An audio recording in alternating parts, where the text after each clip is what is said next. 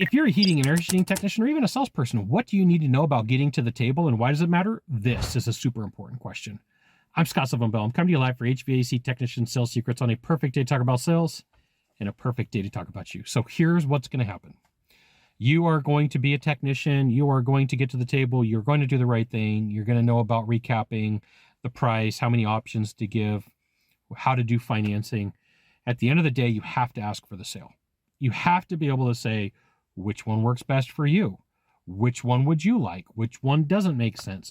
There is a lot of different ways to do this. Like there's a million different ways to make a cake. There's a million different ways to close a deal.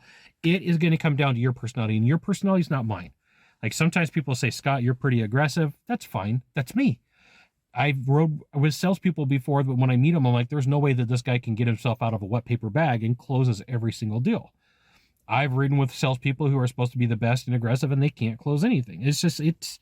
It is a personality function of who you are and what you do. And the reason I bring this up is there's a lot of confusion about the closing process and how it can be done. At the end of the day, one, you do need to step outside of your comfort zone and ask for the business. And two, you need to figure out the way that's going to work best for you, your vocabulary, your personality, and what you do. Because last thing you want is to be Dr. Jekyll and Mr. Hyde. You want to be the same person from the time that you do your door approach to the time that you ask for the business. And then after you ask for the business, you still need to be the same dude or the same chick. And I can't tell you how many times I've ridden with salespeople that they've watched all sorts of closing processes, and most closing processes are taught very masculine and aggressive.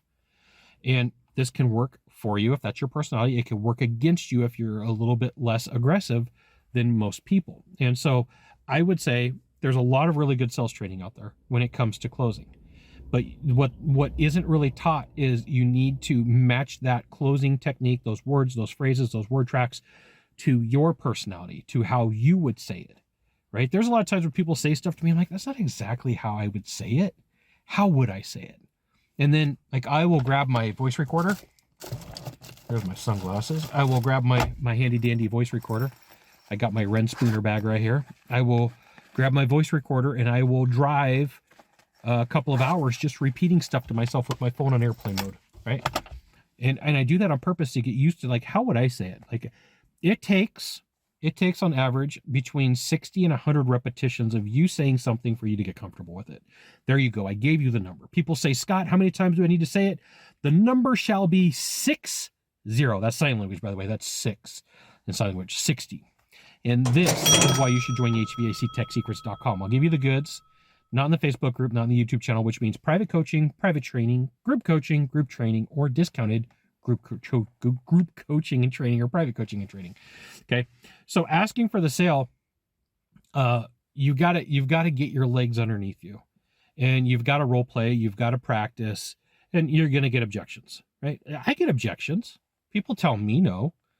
There's people that I sit down with, and once they give me an objection, I'm able to overcome it and close the deal. We get some training done. And there's times where people just say, no, it's too expensive. I don't want to do it. Right. I did a bad job of explaining my value proposition. That's on me. I have to take that responsibility on my shoulders and say, all right, somewhere I screwed up, or it was a bad fit. The people were cheap. Like they didn't want to, hold their team accountable. They didn't want to do what needs to be done. Not everybody should be your client, right? Hands down. When somebody tells me, like, I got like a 90% closing rate for 99% of the people that I know, I worry about that. Like my friend, Mitch Smith. Mitch is a baller. Love the dude. When somebody says, what does that dude close at? He's like legitimately like an 80 and 90% closer. Real deal. Ridden with him a bunch of times.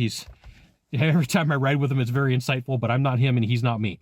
That dude says stuff that I'm like, glad you got away with it. I don't know how I would do that, right? So Mitch, if you're watching, love you, man. So like, you got to know that at the end of the day, you have to ask for the sale, but how you do it is going to be based upon your skills, your talents, your technology, your vocabulary, and your personality. Should you push yourself? Absolutely. Should you practice pushing yourself? Absolutely. Should you sit down and role play? That's how you're going to get there. And then, like, I have this belief that if I don't think that somebody is going to buy from me and I have new content that I'm going to try it on them. Like, I'm going to sprinkle in new content. Like, I'm not going to go 100% new content on a presentation because, like, that's going to mess with my numbers. I'm going to sprinkle things in, statements, questions, comments, things that I'm going to say, things that I'm going to do. but you have to ask for the sale, and you have to practice asking for the sale. What's the number? 60 to 100. 100 times, 60 to 100 times for you to get used to it. Like, you don't have to do what I do. It's just, I'm going to give you my example. I get my headset on. I got a gaming headset. I have a gaming headset that I keep here in the car, and I can't get to it. It's behind my seat, right? Found it. I've got a gaming headset right here that I keep here in the car, and I grab, it's bright green of all these colors. I grab my handy Sony voice recorder, and I record myself driving down the road. Preferably I like to go to Monterey, but like, you may not live in California. You could drive somewhere else.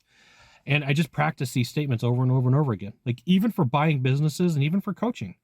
Right? There's times that my conversations that I use here on social media, whether it's YouTube or Facebook, like, these are the repetitions that I put in. This is me getting used to being in front of a camera. This is me talking in front of groups of people. Like, last week I was in San Diego. I was coaching entrepreneurs on buying businesses. I was coaching people on how to get to the next level. So I have to step outside of my comfort zone. I have to ask for the business. I'm on the phone with business owners saying, I see that you have a $30 million business. Do you want to sell it? And, you know, we're having a sales conversation. That didn't happen automatically. I mean, it took a bunch of repetitions for me to say it. Everywhere in life takes repetition. You want to ask somebody out, it takes repetition for the most part. You might be the lucky dude or the lucky chick that asked one time and you found the person that you love and you're married to them.